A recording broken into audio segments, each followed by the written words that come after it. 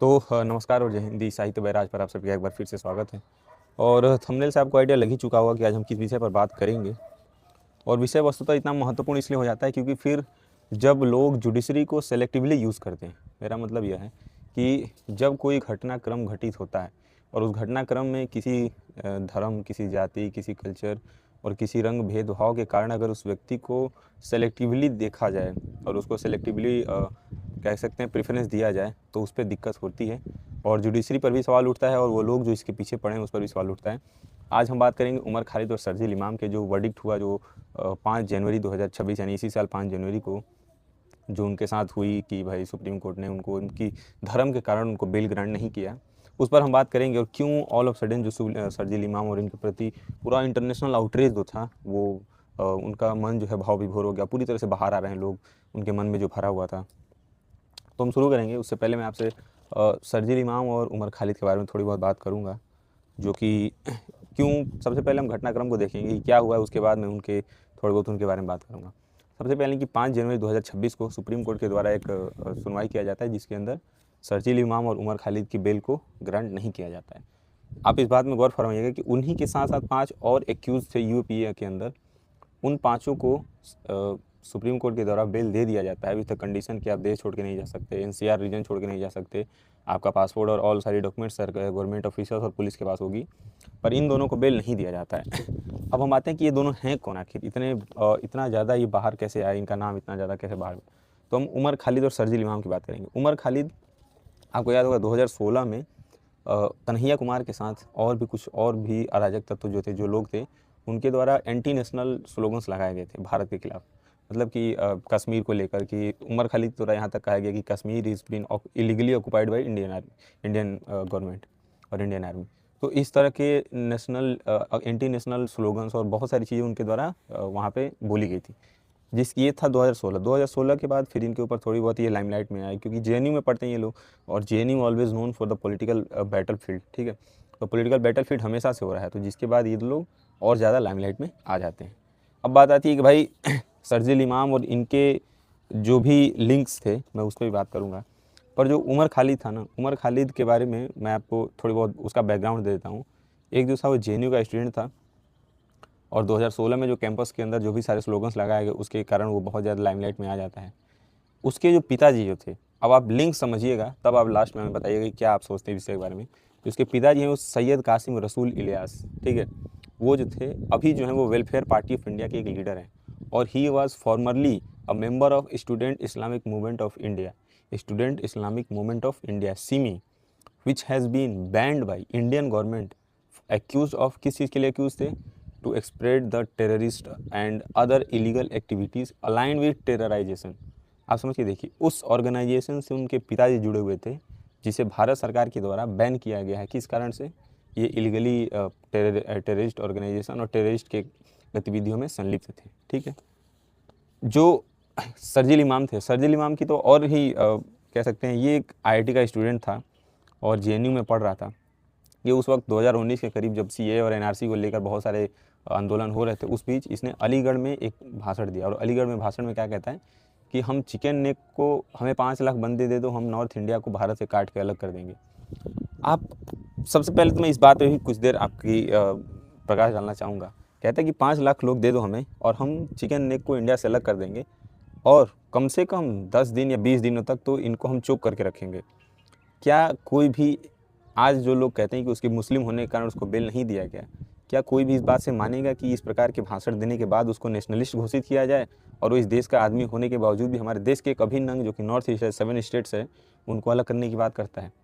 ये जो सारे लेफ्ट विंग, जो सारे लिबरल हैं, ये अपनी जो चादर है वो इस तरह से फैलाने लगते हैं इनके लिए, उनके लिए आंचल इतना बड़ा हो जाता है इनका कि नहीं भाई ये लोग टेररिस्ट नहीं है।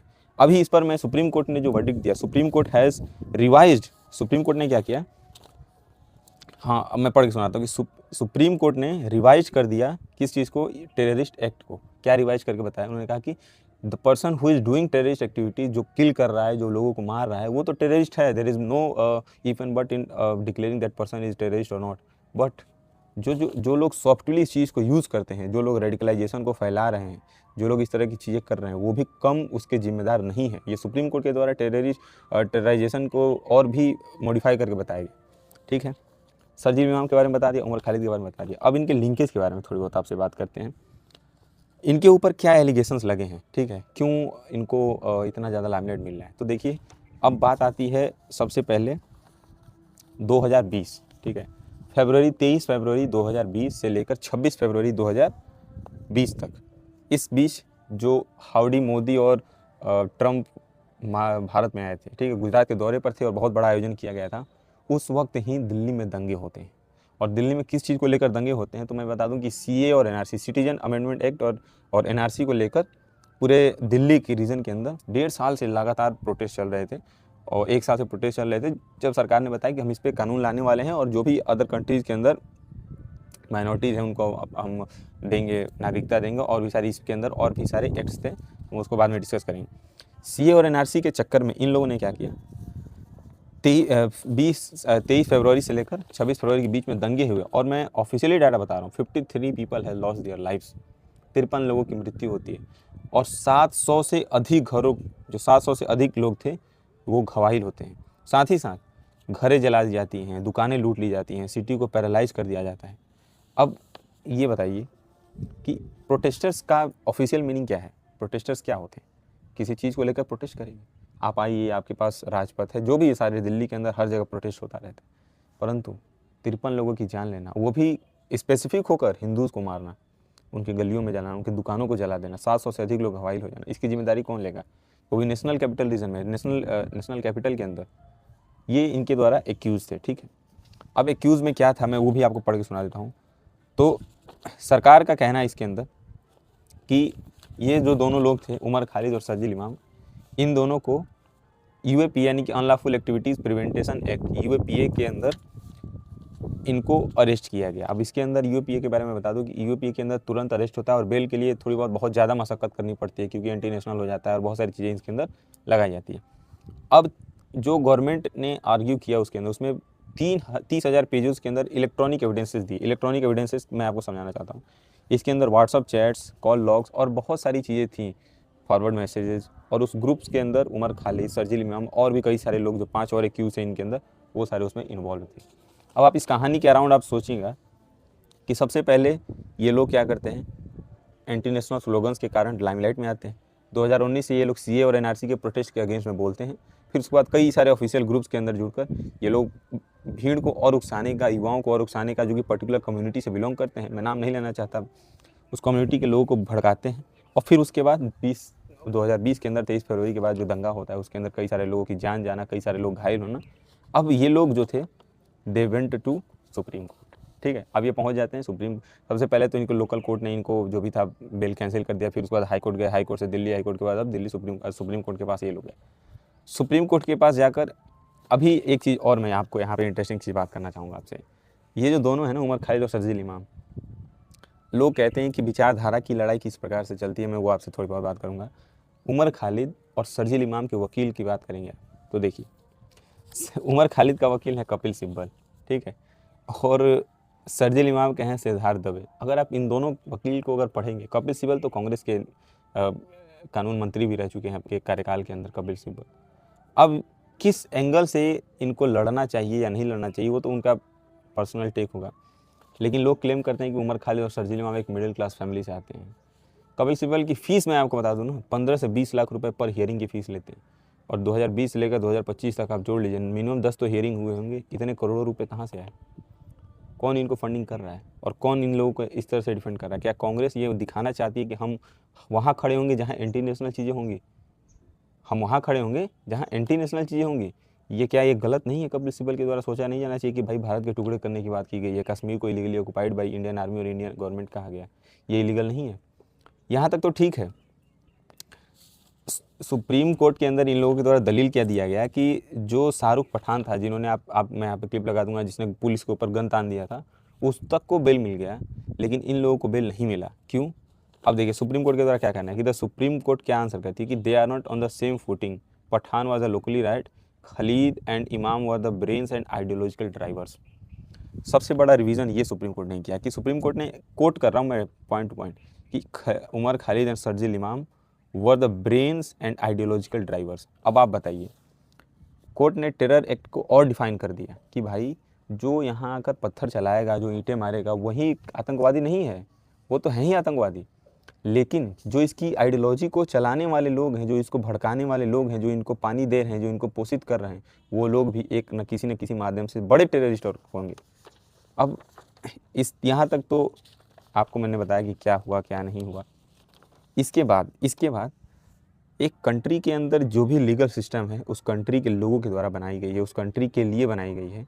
लेकिन अब मैंने इनके पिताजी के बारे में बताया था ना आपको, जो कि सिमी के अंदर थे, फिर उसके बाद इंडियन वेलफेयर सोसाइटी के अंदर वर्क कर रहे हैं। इनके पिताजी जाते हैं कहाँ, न्यूयॉर्क। अब जो एक मिडिल क्लास आदमी है, आप कह रहे हैं कि हम गरीब हैं, हम मिडिल क्लास हैं, हम मुसलमान हैं, तो हमारे साथ ऐसा हो रहा है। इनके पिताजी जाते हैं न्यूयॉर्क के मेयर से मिलते हैं, और न्यूयॉर्क का पहला मुस्लिम मेयर कौन बना है, जोहरम ममदानी। जब आप डॉट्स को देखेंगे तो कहेंगे कि भाई साहब ये तो सामने बैठे लोगों को सी बना रहे हैं ना। जो लोग इनके नाम पे लड़ रहे हैं, जो लोग इनके लिए लड़ रहे हैं, जो कि अनजान है, जो और भी लोअर मिडिल क्लास लोग हैं, स्पेशली उस कम्युनिटी के, उनकी हालत क्या है और इनकी हालत देखिए। ये न्यूयॉर्क के मेयर से मिलते हैं। आप सोचिए किसी एक नॉर्मल देश के सिविलियन से, क्यों नॉर्मल किसी देश के किसी आम आदमी से न्यूयॉर्क का मेयर मिलता है, और वो लेटर क्या लिखता है, लेटर लिखता है कि we all are thinking of you Umar Khalid. क्या इस देश की जुडिशरी पर देश के लोगों का भरोसा नहीं है? क्या इस देश की जुडिशरी अब बाहरी लोगों के द्वारा चलाई जाएगी? साथ ही साथ वहाँ के जो कांग्रेसमैन है, जैसे वहाँ के यहाँ सांसद होते हैं, वहाँ पे कांग्रेसमैन होते हैं, उनके द्वारा, मैं उनका नाम भी बता देता हूँ। हाँ, उनका नाम है, मैं उनका नाम भी बता दे रहा हूँ आप लोगों को। जो यहाँ के मेयर हैं, नाम उनका, नाम जो भी हो, पर मैं एक बार नाम क्लियर कर देता हूँ। जॉर्ज, हाँ, जिम मैकग्रोवन एंड जेमी रस्किन, ये दो लोग हैं जो कांग्रेसमैन थे। वो लोग लेटर लिखते हैं, किसको लिखते हैं, इंडियन एम्बेसी को, ऑफिशियल्स को, raising concern over Umar Khalid pre trial detention, arguing it violates international standards. अब बताइए, ये लोग लेटर लिखते हैं इंडियन एम्बेसी को कि भाई साहब आप ऐसा करिए कि इंटरनेशनल स्टैंडर्ड्स के बेसिस पर ही आप इनकी ट्रायल है वो कराइए। क्या किसी विदेशी ताकत की इतनी हिम्मत है कि हमारे देश की जुडिशरी को इन्फ्लुएंस करेगी? और ये लोग जाते कहाँ हैं, ये लोग गए कहाँ? अमेरिका गए, जहाँ पे इनके सॉफ्ट पावर की और भी ज़्यादा बोलचाल हो। और ये लोग कहते हैं खुद को गरीब कहते हैं, खुद को मिडिल क्लास कहते हैं। कपिल सिब्बल की फीस उठा के देख लीजिए, सिद्धार्थ दवी की फीस उठा के देखिए, इन लोगों को कौन पैसा दे रहा है? और ये फिर कहेंगे कि हम नेशनलिस्ट हैं, हम मुसलमान हैं, इसलिए हमें देखकर बेल नहीं दिया गया। ये तो इनकी हालत है। और ये जुडिशरी पर इस प्रकार से सिलेक्टिव हो जाते हैं कि आप इंटरनेशनल पूरा इकोसिस्टम इनके प्रति आ जाएगा कि अरे मुसलमान है तो इस वजह से ऐसा किया गया, मुसलमान है तो इस वजह से वैसा किया गया। और ऐसा ही नहीं, देखिए वर्डिक्ट जो था ना, 5 लोग जो जिनकी मैं वो कर रहा था, 5 लोगों को बेल दे दिया गया। किस कंडीशन पे? 1 लाख के पर्सनल बॉन्ड बनाया गया, they cannot leave the national capital region, passport उनका सीज कर लिया गया, क्राइम ब्रांच पे हमेशा हफ्ते में 2 बार उनको जाना पड़ेगा, ना कोई पब्लिक मीटिंग कर सकते हैं, ना पब्लिकली पोस्ट कर सकते हैं इंस्टा फेसबुक पे। तो एक तरह से आप इस चीज़ को समझेंगे ना, तो ये लोग बहुत ज़्यादा सेलेक्टिव हैं। दूसरी बात, अगर कोई भी व्यक्ति एंटी नेशनल, ये मैं खुद से नहीं बोल रहा हूँ, वीडियोज़ में शर्जील इमाम खुद कहता हुआ पाया गया है कि हमें 5 लाख बंदे दे दो, हम भारत चिकन को 1-2 महीने के लिए तो हम काट देंगे। किसी की इतनी मजाल नहीं कि हमारे देश के एक अभिन्न अंग को छू कर भी दिखा दे। और ये लोग, इसको डिफेंड कौन कर रहा है? हमारा पूरी लेफ्ट लॉबी, पूरी लिबरल लॉबी, हम बैठ कर इनको डिफेंड करने के लिए लगी है। करते रहिए डिफेंड, कुछ नहीं होने वाला है। और सरकार जो सुप्रीम कोर्ट ने जो टेरर एक्ट के डेफिनेशन को रिवाइज़ किया है, उसके अंदर सब जाएंगे। और जो लोग देश की अखंडता को तोड़ने की बात करते हैं, उनके साथ क्या होगा आपको भी पता है, मुझे कुछ विशेष बताने की ज़रूरत नहीं है। देखिए, मेरा मकसद था कि आपके सामने फैक्ट्स रखना, ठीक है। आप परसेप्शन बनाइए, आप नैरेटिव बनाइए, आपके ऊपर है, आप जो भी चीज़ करेंगे। लेकिन एक बेसिक जो as a citizen of India मैं सोचता हूँ कि ये चीज़ होनी चाहिए इस देश के अंदर, और ये चीज़ गलत है तो गलत है। अगर कोई हमारे देश के अंगों को तोड़ने की बात करेगा, कोई हमारे देश को बोलेगा कि हमारा देश ने इलीगली ऑक्युपाई किया हमारे किसी भाग को, यानी कश्मीर को इलीगली ऑक्युपाई किया गया, किसके द्वारा बोला गया? उमर खालिद के द्वारा। तो ये सारे भड़काऊ बयान और ये सारे कहाँ कहाँ दिए गए, सारी डाटा कॉल लॉग के साथ 30,000 पेजेस के इलेक्ट्रॉनिक एविडेंसेस के साथ सुप्रीम कोर्ट में। और सुप्रीम कोर्ट इसीलिए नहीं बेल दे रही है ना। अगर लीगल बैटल फील्ड में आपके पास सच में कुछ ऐसा निर्दोष हैं आप, तो सबको मिलेगा बेल। लेकिन आप खुद पता है कि आप क्या किए हैं और क्या कर रहे थे। तो प्रत्यक्षम कीम प्रमाणम, पढ़े लिखे को फारसी क्या, हाथ कंगन को वारसी क्या। तो आप क्या सोचते हैं विषय के बारे में, आप हमें कमेंट सेक्शन में बता सकते हैं। और ये वीडियो आपको जैसा भी लगा हो, आप डू लाइक शेयर और सब्सक्राइब कर दीजिएगा। देखिए, और देश से बढ़कर हमारे लिए कुछ नहीं होना चाहिए। मैं समझता हूँ कि हमारे लिए हर एट द एंड हमारा अगर देश रहेगा तभी हम रहेंगे। सो विचारधारा की लड़ाई आपस में हम लड़ लेंगे देश के अंदर, लेकिन देश को तोड़ने की बात करने वालों की सज़ा और बढ़नी चाहिए और कठोर से कठोर कार्रवाई हो, पर अगर निर्दोष होंगे तो उन्हें बाइज्जत बरी भी की जाए। धन्यवाद।